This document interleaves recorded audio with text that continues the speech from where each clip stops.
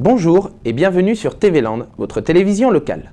Les derniers préparatifs pour les Journées mondiales de la jeunesse à Dax, le Salon du livre à Hossegor, le Cosmic Tube de Molietz, les trophées du sport et le Extreme Gliss Festival de Saint-Paul-les-Dax, et enfin les championnats des Landes de surf à Hossegor, autant de sujets à découvrir dans cette édition du vendredi 8 juillet 2016. Commençons notre journal par la magnifique victoire des Bleus à l'Euro de foot. Dans quel état d'esprit aborderont-ils la finale de dimanche soir contre le Portugal ? Pour avoir un élément de réponse, replongeons-nous en 2012. TV Land avait interviewé à Saint-Paul-les-Dax Paul Pogba, capitaine des U20, lors d'un match de préparation à la Coupe du Monde. Tentent de rester éloignés du tumulte médiatique et de se focaliser sur leur objectif. Je suis ici pour me concentrer pour mon match. On doit préparer la Coupe du Monde, donc vraiment je ne veux même pas me soucier de ça. On doit se concentrer pour notre match et on doit le gagner. C'est ça qu'on veut faire ici. Le capitaine Paul Pogba est à la Juventus de Turin, alors que le Real de Madrid compte dans ses rangs Raphaël Varane. L'objectif c'est de la gagner, parce que quand tu joues quelque chose c'est de gagner. Le coach, je pense qu'il vous l'a dit, c'est dès qu'il y a un match on veut le gagner et on est vraiment déterminé pour gagner. Un caractère déjà bien trempé de cette star du ballon rond qui a amené sa génération au titre de championne du monde de sa catégorie. Un bon présage pour dimanche. Si les voyages forment la jeunesse, des jeunes Landais s'apprêtent à connaître une des périodes les plus formatrices de leur existence. En effet, dans le cadre des Journées mondiales de la jeunesse qui se tiendront cette année à Cracovie, un ultime rassemblement était prévu à Dax au début du mois, avant le grand départ pour la Pologne, le 16 juillet prochain. Regardez. C'est dans la joie que les JMJistes s'étaient rassemblés une dernière fois avant le grand départ pour la Pologne. C'est la première année que je vais faire les JMJ. Moi j'ai fait les JMJ de 2011 à Madrid, les JMJ de 2013 à Rio et puis là c'est mes troisièmes en Pologne. Moi j'avais juste fait ceux de 2013 mais à Lourdes vu qu'il y a eu le rassemblement européen à cet endroit-là. Pareil pour moi. Et moi j'ai fait c'est mes premiers JMJ parce que j'avais pas encore l'âge donc je pouvais pas les faire. Aujourd'hui c'est la dernière rencontre, la dernière avant le départ pour les JMJ. On va leur donner les dernières informations, les dernières recommandations pour partir. On a eu d'abord un temps avec Monseigneur où on a parlé un peu de la charte des JMJ, de comment allaient se passer les JMJ. Ensuite on est parti dans la ville de Dax faire des jeux. Donc voilà, pour découvrir un peu la Pologne. C'était un jeu de piste où on avait différentes étapes. Il a fallu qu'on aille trouver différents points dans la ville jusqu'à trouver une personne qui était dans ce point-là. Cette personne-là nous posait différentes questions sur la ville et on pouvait approfondir comme ça nos connaissances en général sur la Pologne. Donc on a eu un point où on a mangé polonais, un point où on a parlé polonais, un point, qu'est-ce qu'il y a eu d'autre ? Il y a eu un point où on a pu chanter et après on a fini pour arriver à la cathédrale où on a eu la messe avec Monseigneur. Et il nous a envoyé, il nous a bénis pour qu'on puisse partir au JMJ. Mais on ne peut pas dire qu'il y ait quelque chose qu'on ait préféré parce qu'on est tous ensemble et chaque moment est particulier et chaque moment a ses bénéfices. Que ce soit d'avoir reçu ces marinières qui sont quand même le symbole de notre départ, que ce soit d'avoir parcouru la ville de Dax tout en apprenant des choses sur la Pologne tous ensemble. On a rigolé, on a appris à se connaître aussi encore un peu plus.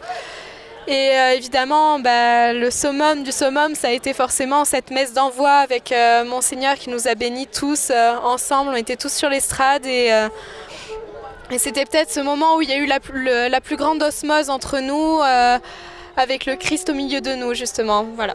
Les JMJistes n'attendent maintenant plus qu'une chose, partir en Pologne. On a bloqué les inscriptions, ils partent, ils sont motivés. Ils m'ont donné leurs documents, c'est parti. Je pense qu'on est tous prêts. Nous sommes prêts.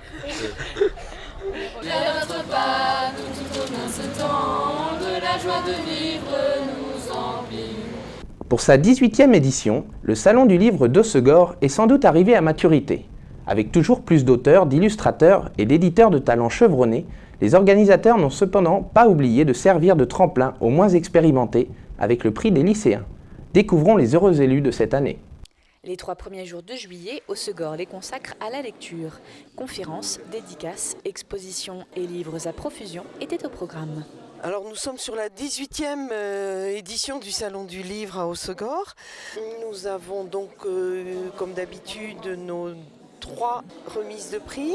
Donc, la remise de prix du prix de la biographie, qui cette année est dédiée à Jérôme Bimbenet pour son ouvrage Leni Riefenstahl.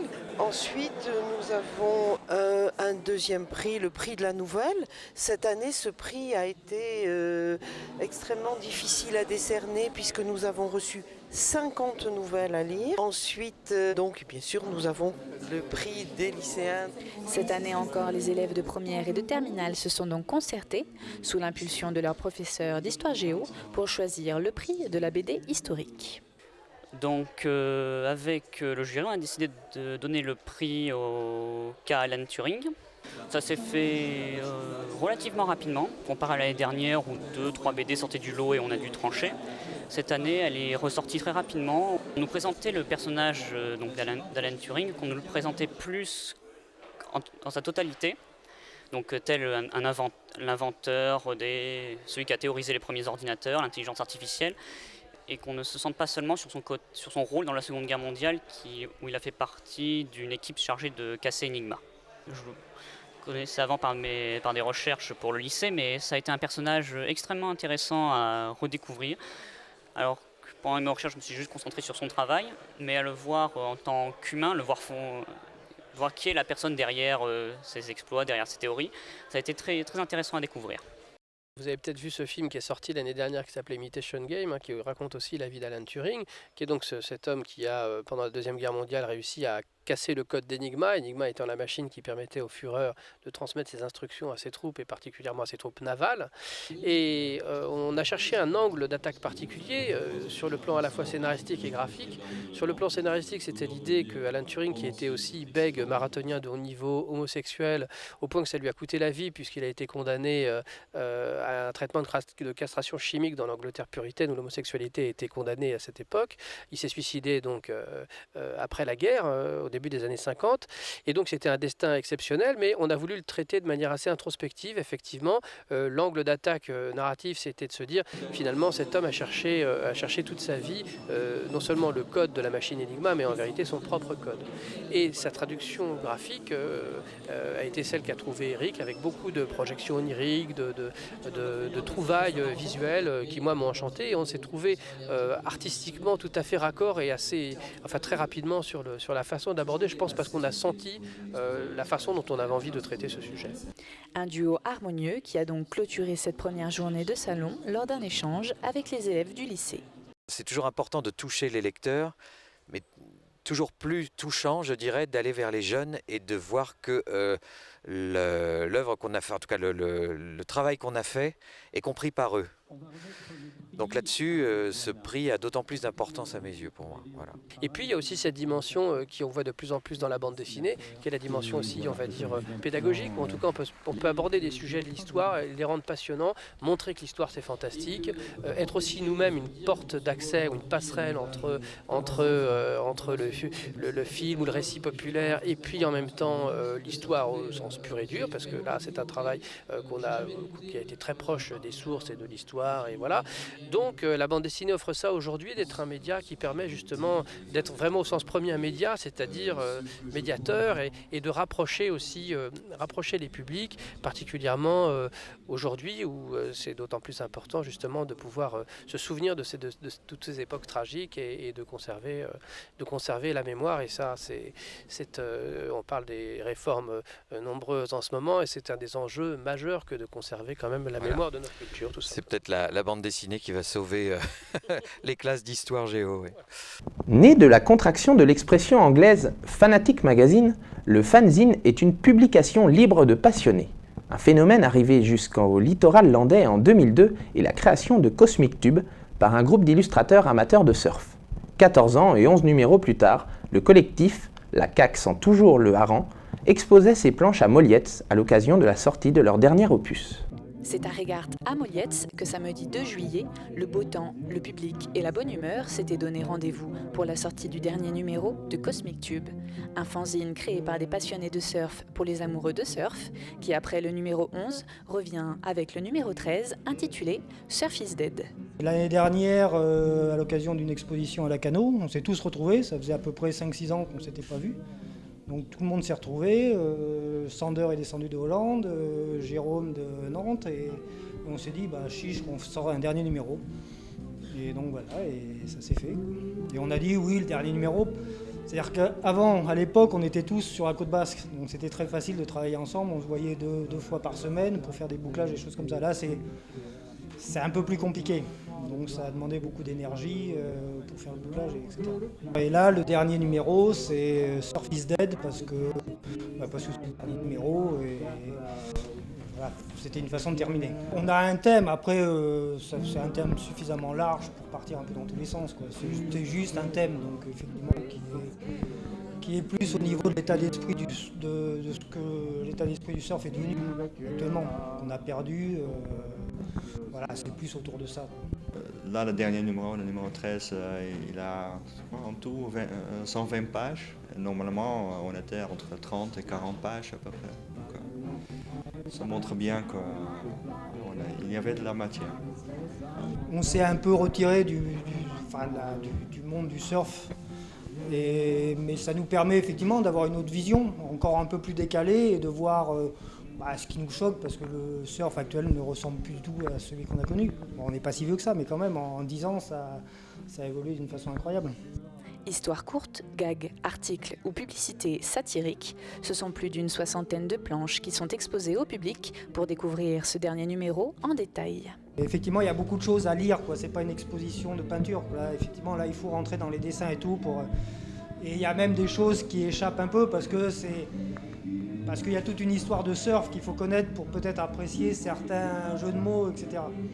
Donc c'est à plusieurs niveaux, quoi. J'ai récupéré toute la collection en un an. J'ai trouvé sur le Bon Coin quelqu'un qui vendait toute la collection, donc j'ai tout récupéré. Le côté complètement décalé, humoristique, ça fait du bien dans le monde du surf. C'est assez sympa d'avoir ce côté un peu décalé. C'est un peu trop sérieux et donc du coup c'est plutôt sympa. Nous on les a tous, hein.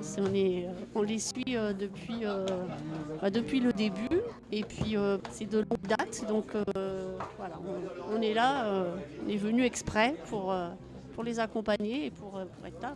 Le fait que ce soit un collectif, c'est sympa. Le fait qu'ils soient des artistes qui se retrouvent autour de ce projet, qui soient un peu éloignés, voilà, c'est bien.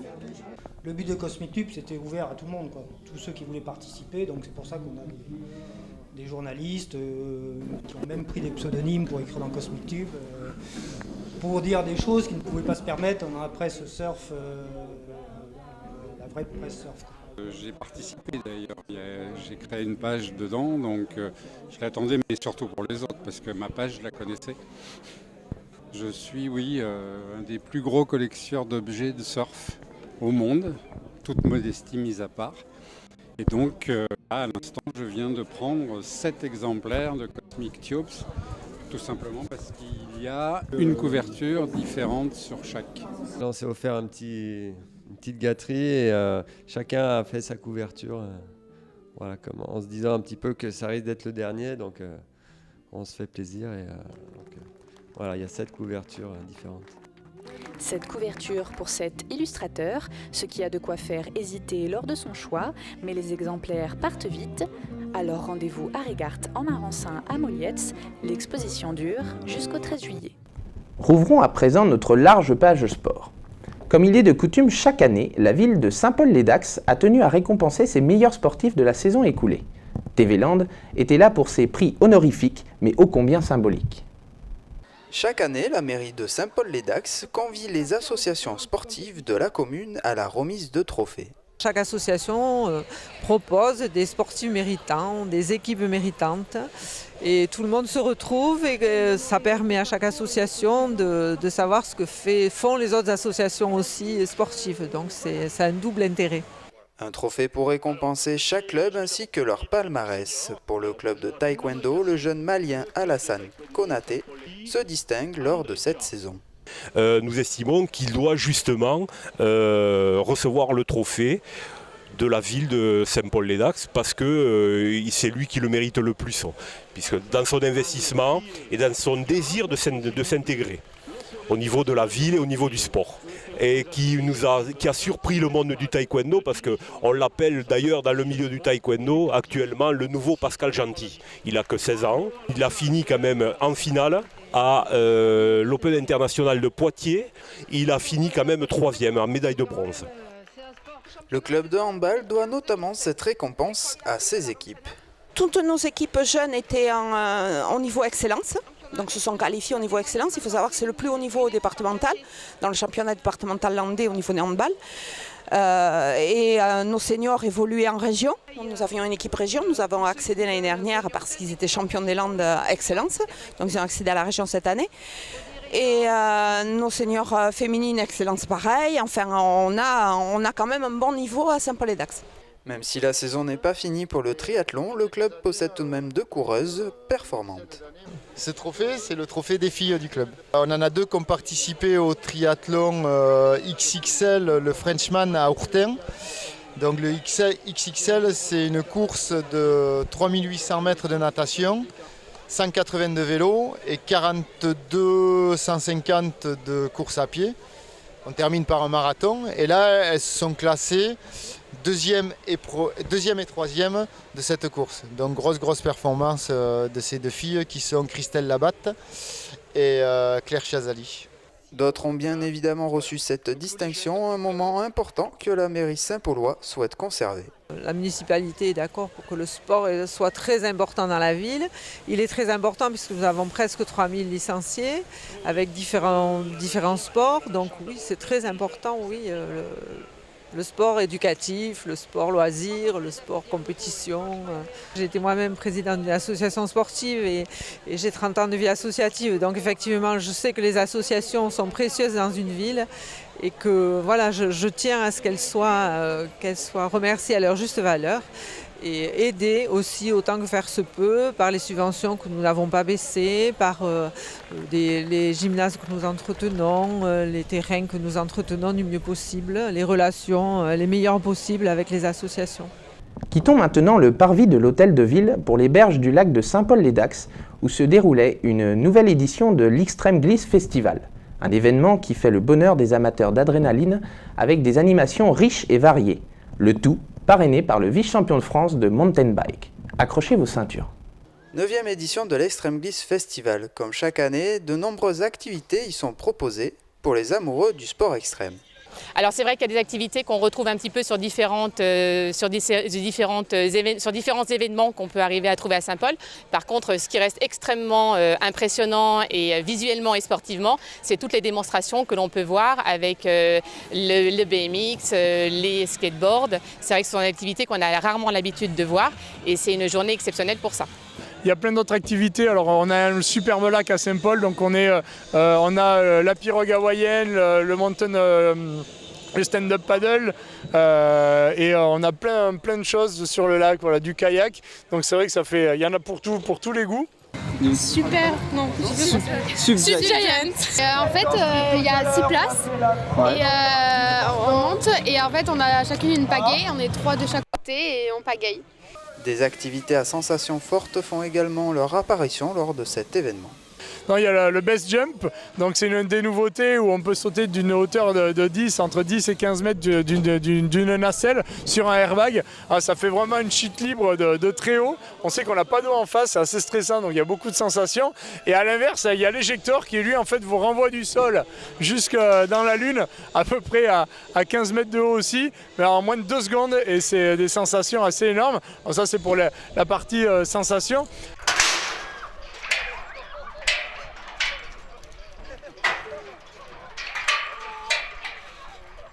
Et pour les plus sages, le graphe ou même l'overboard a su aussi attirer quelques Saint-Paulois. C'est un gyropode tiré du Segway, qui est donc le gyropode avec guidon.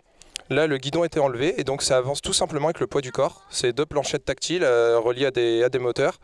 Et en inclinant la cheville plus ou moins vers l'avant ou l'arrière, ça avance, ça recule, ça peut tourner. Et au bout de 2h30 à peu près, la batterie commence à se décharger, ça se recharge comme un téléphone, ça prend 2 heures, et c'est juste une plus grosse batterie, quoi.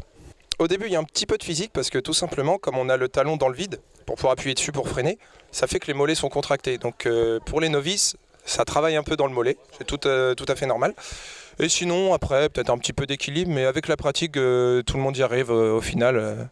Il n'y a pas de qualité requise. Parrainé par le vice-champion de France de mountain bike, Richard Fert, de retour chez lui, a su prouver ses talents au freestyle. Je retourne aux sources, dans ma ville où tout a commencé. Je suis de Dax, mais j'ai tout commencé à Saint-Paul-et-Dax, sur un terrain dans la forêt. Et maintenant, ça me fait plaisir de faire une démonstration ici, avec les copains, ma famille a l'opportunité de me voir, parce que d'habitude c'est assez loin. Du coup, je suis content, voilà.